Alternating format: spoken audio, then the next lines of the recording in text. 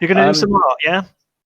Well, you're going to do some art, actually. We're going to do some art. Okay, so we need pencils, to do some art. Paper. So you need a pencil and a piece of paper, A4 ideally, but it doesn't really matter what size paper it is. And I'll explain it as we get going.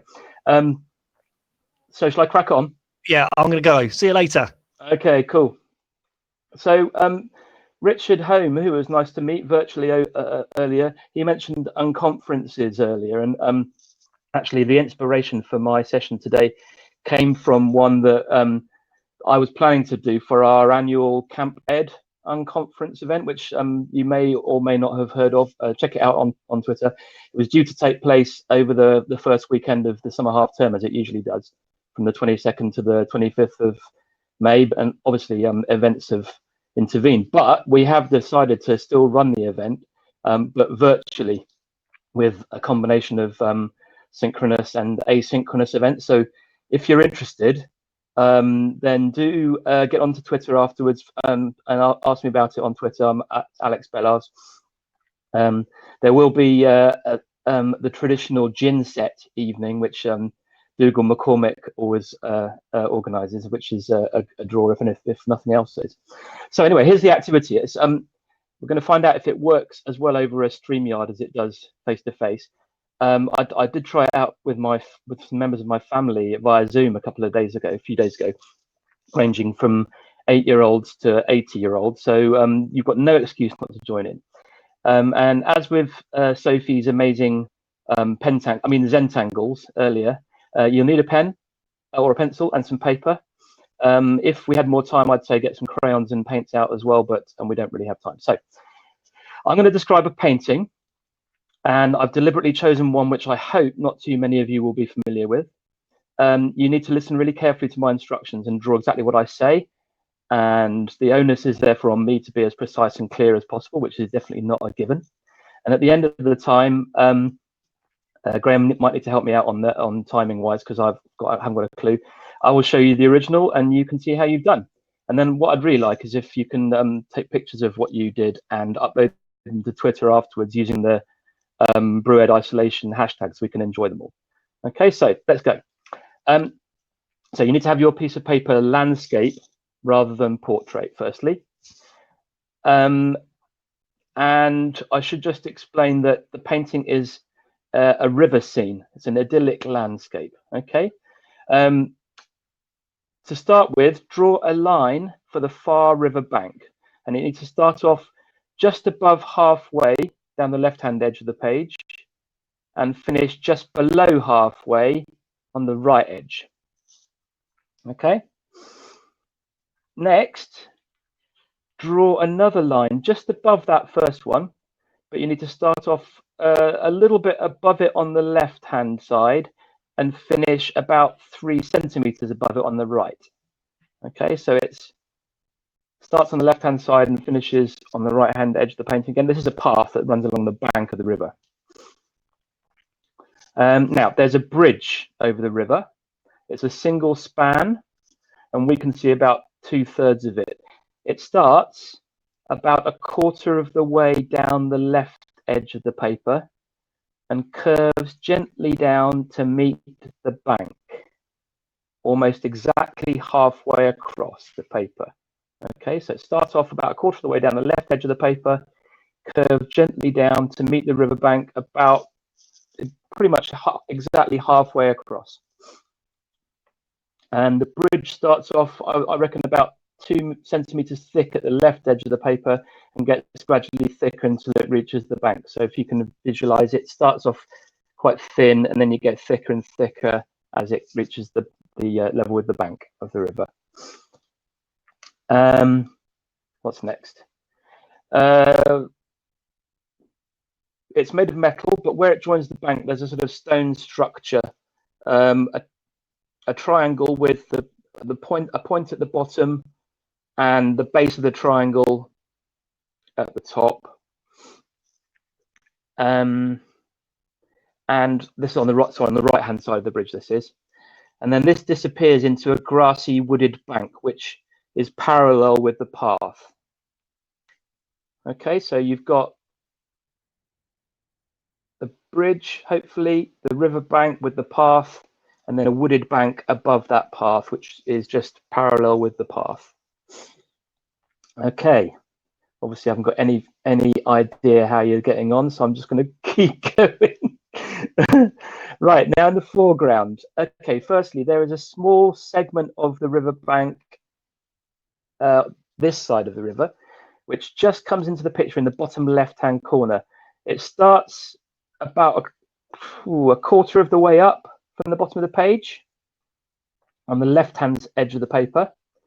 And then you need to go diagonally from there down at about 45 degrees to the bottom edge of the paper. So you've literally just got a little triangle of bank in the bottom left hand of your paper. There are two slim tree stumps growing out of this bank, which jut a short way out over the river. One of them starts near the bottom of the triangular bank and sticks out about 2 foot into the space of the river, so a couple of centimeters maybe, and it's just a tree stump with the tree cut off. And then the next one starts just above the middle of that triangle of bank that you've drawn and juts out diagonally towards, it's kind of aiming towards the middle of the top edge of the paper. And again, it's just a thin tree stump with the tree cut off. Behind the two tree stumps, there are two slender trees growing up from the bank in a narrow V shape. Both trees get gradually narrower as they go up, naturally. The left-hand one starts off behind the tree stumps, and it finishes right in the top left-hand corner of the page, more or less exactly in the corner. It's a dead straight tree. The right-hand one starts just to the right of that first one, behind the tree stump, and grows up to the top edge of the page again, and it more or less mirrors the left-hand one. So you've got a narrow V sign. Finally, I say finally, there are two smallish boats on the river. They are narrow rowing boats, which both, if you can visualize this, they come almost to a point in the bow and the stern. The bow and the stern sections are flat, level with the gunnels. That's the top head, the hull of the boat, for those of you that are non-nautical.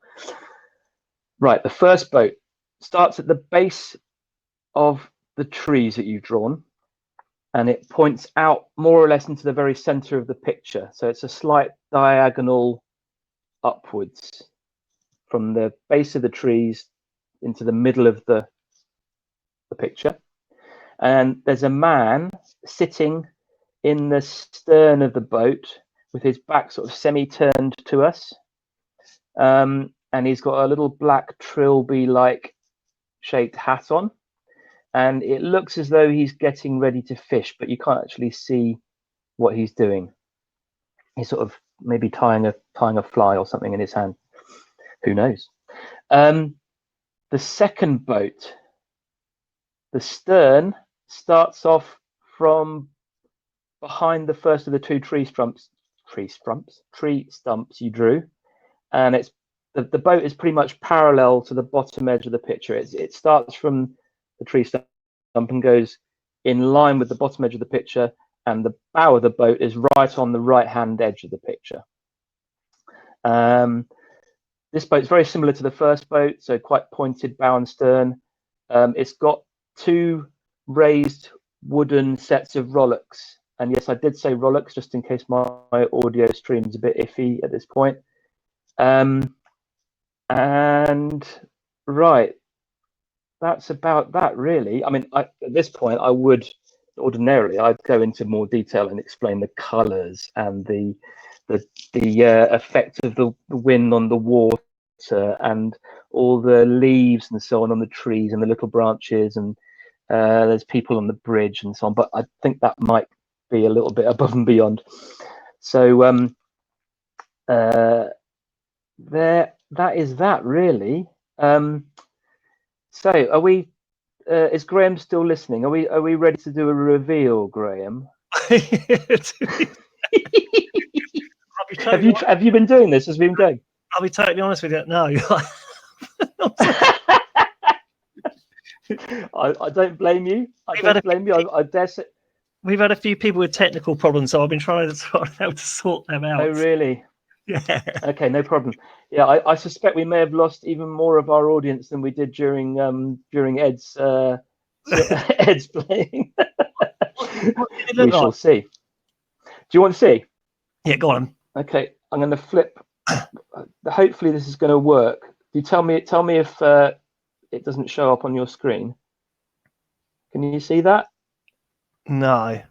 No. Okay. Right. I'm going to have to find a different way of doing it because obviously I'm doing this from my phone. If I was doing it from my iPad, it was going to be easy peasy.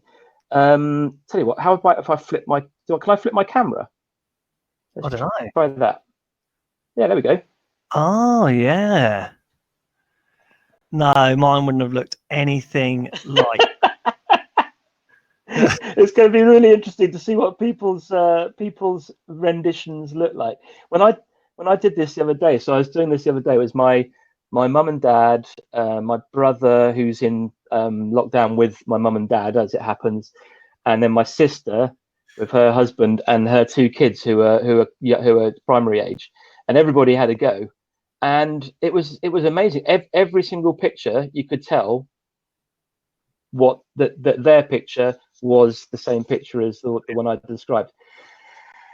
But having said that, there was much more of a kind of a conversation going on because we were doing it over Zoom, so they were able to say, "Can you say that again?" or "Can you just describe that last bit that you just done because it wasn't a very good description?" and so on. It's really, really difficult doing it when I'm just talking into a vacuum, as it were. Yeah. Anyway, so what I'd like people to do we like that communication is to absolutely, it's vital, isn't it? Yeah. What I'd really love people to do is, if they're feeling brave enough, just to take a picture of what they've done and stick it in the Twitter sphere. And Ed's done that. I'll have a look. Fantastic. Excellent. Thanks ever so much, Alex. Thank you very much for having me. And I've been listening enthralled to what everyone's been saying throughout the day so far. It's been absolutely brilliant. So big kudos to you, mate, for getting this all off the ground. It's wonderful. Nice. Thanks for joining us, Alex. Take care, my friend. Enjoy the rest of your day. No worries. Okay. Cheers, you too.